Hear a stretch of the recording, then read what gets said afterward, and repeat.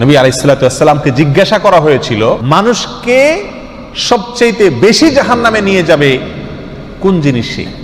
যুবক ছেলেরা অনেকে আজকাল বালেগ হওয়ার পরও ফরজ গোসলের ব্যাপারে তথাকথিত লজ্জার কারণে উদাসীন থাকেন।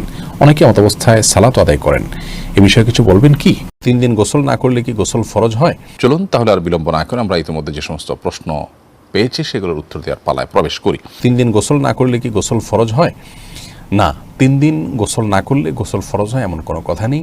অনেকে মনে করেন যে 3 দিন বা এতদিন গোসল না করলে তখন গোসল করতে হয় ফরজ হিসেবে। গোসল ফরজ হয় শুধুমাত্র মেয়েরা মাসিক থেকে পবিত্র হলে এবং সন্তান প্রসব পরবর্তী যে ব্লিডিং আছে সেটি থেকে পবিত্র হলে এবং নারী পুরুষ উভয়ের বীর্যপাত হলে সহবাসের পর এই জায়গাগুলোতে গোসল করা ফরজ বা আবশ্যক। এছাড়া এতদিন গোসল না করলে গোসল আবশ্যক হবে এমন কোনো কথা নেই। কেউ গোসল করা ছাড়া 5 দিন 7 দিন 10 দিনও যদি থাকেন তারপরেও গোসল ফরজ হয় না। তবে হ্যাঁ, এরকম দীর্ঘ সময় গোসল না করে থাকা এটা অনুচিত, কারণ পরিচ্ছন্নতা এটা ঈমানের অংশ, এটা নেকামলের অংশ। সেই জায়গা থেকে যত অল্প সময়ের মধ্যে সম্ভব, বিশেষ করে গায়ে যখন দুর্গন্ধ হয়, ঘামের গন্ধ হয়, তখন ঘামের গন্ধ এবং শরীরের ময়লা ইত্যাদি এগুলো দূর করবার জন্য গোসল করা উচিত। বিশেষ করে মানুষের মাঝে যেতে হয়, মসজিদে যেতে হয়, তো শরীরে দুর্গন্ধ নিয়ে গেলে অন্যের কষ্টের কারণ হবে, সে কারণে গোসল করা উচিত। সেটা 1 দিনে হোক 2 দিনে হোক বা যতটুকু সময় সম্ভব, কিন্তু এত সময়ের মধ্যে না করলে গোসল করা ফরজ হয়ে যায় এমন কোনো কথা নেই। যুবক ছেলেরা অনেকে আজকাল বালেগ হওয়ার পরও ফরজ গোসলের ব্যাপারে তথাকথিত লজ্জার কারণে উদাসীন থাকেন। অনেকে এমত অবস্থায় সালাত আদায় করেন। এ বিষয়ে কিছু বলবেন কি? কোনো প্রাপ্তবয়স্ক মানুষের যখন গোসল ফরজ হয় তখন সালাত আদায় করার প্রয়োজনে তার জন্য গোসল করাটা ফরজ, আল্লাহর পক্ষ থেকে নির্দেশিত বিষয়। সে ফরজ লঙ্ঘন করলে তিনি গুনাহগার হন, পাপিষ্ঠ হন। এর জন্য আল্লাহর কাছে তাকে শাস্তির মুখোমুখি হতে হবে। অতএব যদি আপনি এমন কোনো পরিবেশে থাকেন, এমন কোনো সিচুয়েশনে থাকেন যেখানে আপনি গোসল করতে গেলে, আপনার ফরজ গোসল করতে গেলে অন্যরা টের পেয়ে যাবে যে আপনার গোসল ফরজ হয়েছে, সেজন্য আপনি হয়তো লজ্জা বোধ করছেন, আপনার মধ্যে জড়তা কাজ করছে, মনে রাখবেন এই লজ্জা এবং এই জড়তা এটা শয়তান সৃষ্টি করছে আপনাকে আল্লাহর নির্দেশ থেকে দূরে সরাবার জন্য। এই জড়তা এটা ঈমানের অঙ্গ নয়, এটা বরং কুফরির অঙ্গ। যে লজ্জার কারণে আপনি ভালো কাজ করতে পারেন না, যে লজ্জার কারণে আপনি আল্লাহর নির্দেশের পথে চলতে পারেন না, যে লজ্জার কারণে আপনি গুনাহ থেকে বেঁচে থাকতে পারেন না, সেই লজ্জা কুফরির অঙ্গ। আর পক্ষান্তরে যে লজ্জার কারণে আপনি গুনাহের কাজে যেতে পারেন না, পাপের কাজে যেতে আপনার ভিতরে জড়তা তৈরি হয়, আপনি বিব্রত বোধ করেন, আপনার ভিতরে লজ্জা কাজ করে, তাহলে সেই লজ্জা প্রশংসিত এবং সেটাই ঈমানের অঙ্গ। হাদিসে যে লজ্জাকে ঈমানের অঙ্গ বলা হয়েছে সেটা হলো এই লজ্জা। অতএব এখানে লজ্জা এটা শয়তান আমাদের ভিতরে সৃষ্টি করে লজ্জাশীলতাটাকে, বিধায়টাকে আমাদের জয় করতে হবে। প্রকৃত সৎসাহসের বিষয় তো সেটি যে সাহস আমাদেরকে ভালো কাজে উদ্বুদ্ধ করবে, ভালো কাজে অগ্রসর করবে এবং সেজন্য আমরা সাহসিকতা দেখাবো। এখানে আপনাকে জয় করতে হবে আপনার জড়তাকে এবং এই শয়তানি বা কুফরির অঙ্গ যে লজ্জা সেটিকে। বিধায় আপনি কোথাও আছেন, সেখানে গোসল করলে অন্যরা জেনে যাবে, জানো সমস্যা কি? এখানে সাহস করে আপনি আল্লাহর বিধান পালন করা, এটাই হলো প্রকৃত সৎসাহস। আল্লাহ তাআলা আমাদেরকে তার নির্দেশের পথে চলার জন্য যে পরিমাণ ঈমানি শক্তি প্রয়োজন, যে পরিমাণ সৎসাহসের প্রয়োজন, সেই সৎসাহসিকতা প্রদর্শন করার তৌফিক দান করুন। এবং শয়তান যে লজ্জাশীলতা আমাদের মধ্যে সৃষ্টি করে এবং যার মাধ্যমে আমরা আল্লাহর নির্দেশ থেকে দূরে থাকি, সেরকম লজ্জাশীলতা থেকে আমরা আল্লাহর কাছে পানাহ চাই। আবু হুরায়রা রাদিয়াল্লাহু তাআলা আনহু বর্ণনা করেছেন, যেটি তিরমিজিতে বর্ণিত হয়েছে, নবী আলাইহিসসালাতু ওয়াসসালামকে জিজ্ঞাসা করা হয়েছিল, ওয়াসুইলা আন আকসারি মা ইউদখিলুন নাস আন-নার, মানুষকে সবচেয়ে বেশি জাহান্নামে নিয়ে যাবে কোন জিনিসই? জিজ্ঞাসা করা হয়েছে নবী সাল্লাল্লাহু আলাইহি ওয়াসাল্লামের কাছে, কোন কাজে মানুষকে সবচেয়ে বেশি কোথায় ঢুকাবে? জাহান্নামে ঢুকাবে। কোন অঙ্গের কারণে, কোন অঙ্গের অপরাধের কারণে মানুষ জাহান্নামে বেশি যাবে?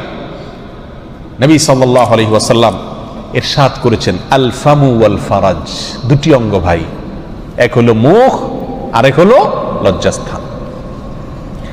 এই মুখ দিয়া দ্বিতীয় সর্বোচ্চ গুনাহ আমরা করি, সবচেয়ে বেশি অপরাধ করি আমরা লজ্জাস্থান দিয়া, যৌনতা দিয়া, চোখ দিয়া, চোখের গুনাহ। আর দ্বিতীয় সর্বোচ্চ অপরাধ বা গুনাহ হয় এই 2 ঠোঁট দিয়া, হয় হারাম খায়া আর না হলে হারাম কথা বলে আমরা অসংখ্য অগণিত গুনাহ করছি। এই হাত দিয়ে এত গুনাহ করা হয় না, 2 পাও দিয়ে এত অপরাধ আমরা করি না, মাথা দিয়ে এত অপরাধ আমরা করি না, অন্য কোন অঙ্গ প্রত্যঙ্গ দিয়ে এত অপরাধ আমরা করি না যত অপরাধ করি এই দুইটা অঙ্গ দিয়া, মুখ এবং লজ্জাস্থান অর্থাৎ যৌনতা। আর নবী সাল্লাল্লাহু আলাইহি ওয়াসাল্লাম বলছেন এই অঙ্গ দুটি মানুষকে সবচেয়ে বেশি কোথায় নিয়ে যায়? জাহান্নামে নিয়ে যায়। আমার ভাইয়েরা, এই দুটি হাদিস আমাদের সামনে যদি রাখা হয়, আমরা যে বার্তাটা এই দুই হাদিস থেকে পেলাম সেটা হলো জান্নাতে যাওয়াটা অনেকখানি নির্ভর করে আমার যৌবনে কালি না লাগার উপরে, চরিত্রে দাগ না লাগার উপরে জান্নাত অনেকখানি নির্ভর করে। আর এর বিপরীতে জাহান্নামে যাওয়া অনেকখানি নির্ভর করে এই লজ্জাস্থান অথবা যৌনতাকে যেখানে সেখানে যেমনি খুশি এমনি ব্যবহার করা। এটা জাহান্নামে যাওয়ার অন্যতম প্রধান কারণসমূহের মধ্যে একটা। প্রিয় ভাইরা, ইবলিস শয়তান এই হাদিসগুলো সে জানে, আমরা না জানলে কি হবে? ইবলিসে জানে। এই জন্য ইবলিসে এই গুনাহগুলাকে আমাদেরকে দিয়ে সবচেয়ে বেশি করায় ছাড়ছে, যেন আমরা জান্নাতে যেতে না পারি আর জাহান্নামে যেন আমরা যেতে হয়। আল্লাহ তাআলা আমাদের সবাইকে আমাদের চরিত্রগুলোকে পবিত্র করার এবং রক্ষা করার তৌফিক দান করুন। অনেক ভাই রাতে সকালে 8টার দিকে 7টার দিকে ওনার ডিউটি, তো উনি ভোর রাতে উঠে ফজর পড়ে ঘুমটা নষ্ট করতে চান না। কারণ হলো মাঝখান দিয়ে ফজর পড়লে ঘুমের মুডটা নষ্ট হয়ে যাবে, আর নষ্ট হয়ে গেলে আর ঘুম আসবে না। সেজন্য উনি একসাথে 7টার দিকে উঠেন। 7টার দিকে উঠে এরপর উনি বাথরুম সেরে টয়লেট সেরে উজু করে নামাজটা পড়েন। এখন ওনার নামাজ হবে কিনা? প্রিয় ভাইয়েরা, সেই সব ভাইদেরকে আমি বলতে চাই, আপনি যেই কোম্পানির ডিউটি করেন সেই কোম্পানি আপনাকে নির্দিষ্ট একটা সময় ডিউটি করতে বলছে নাকি? 8টা টু 5টা আপনার ডিউটির টাইম। আপনি কি করলেন? আপনার 8টা টু 5টা যাইতে একটু অসুবিধা হয়, আপনার বাজার সদাই আছে, বাচ্চা কাচ্চা স্কুলে আনা নেওয়া করা লাগে, আপনি এগুলো করলেন, আপনার সুবিধাগুলো আপনি দেখলেন, দেখে আপনার কাজকাম সারলেন। বিকাল 5টার পরে 6টার পরে 7টার পরে আপনার যখন সময় হলো তখন আপনি গেলেন যে কোম্পানির ওখানে ফিঙ্গারপ্রিন্ট মারলেন, মারে আবার রাত 12টা 1টা 2টা 3টা পর্যন্ত 7-8 ঘন্টা ডিউটি করে আপনি আবার চলে আসলেন। এবং 12 মাস আপনি এভাবে কাজ করলেন, বা এভাবে আপনি কাজ করলেন যে কয়দিনই হোক। কি বলেন, পৃথিবীর কোনো পাগল আপনাকে বেতন দিবে? আপনার ডিউটি কোনো কোম্পানি গ্রহণ করবে? কোম্পানি আপনাকে যে সময় দিবে সেই সময়ের ভিতরে আপনি ডিউটি না করে আপনার মন মতো আপনি করলেন, সেটা কি আপনার ডিউটি হিসাবে গণ্য করবে কেউ? তাহলে আল্লাহর ইবাদতের ক্ষেত্রে, ফরজ নামাজের ক্ষেত্রে আপনি কিভাবে এটা কল্পনা করেন যে আপনার যখন সুবিধা হলো 7টা 8টা 7:30 আপনার সুবিধা মতো উঠে আপনি কি করলেন? ফজর নামাজ পড়লেন, আর সেটা আল্লাহ কবুল করবেন এবং সেটা আপনার ফরজ নামাজ হিসাবে আদায় হবে। এটা আপনি কিভাবে চিন্তা করতে পারেন?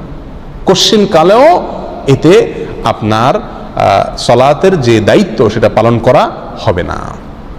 কারণ আল্লাহ সুবহানাহু ওয়া তাআলা কোরআনের ভিতরে বলেছেন, ইন্নাস সালাতা কানাত আলাল মুমিনিনা কিতাবাম মাওকুতা, নিশ্চয়ই সালাত মুমিনদের উপরে নির্দিষ্ট সময়ের ভিতরে আল্লাহ সুবহানাহু ওয়া তাআলা নির্ধারিত করেছেন, ফরজ করেছেন।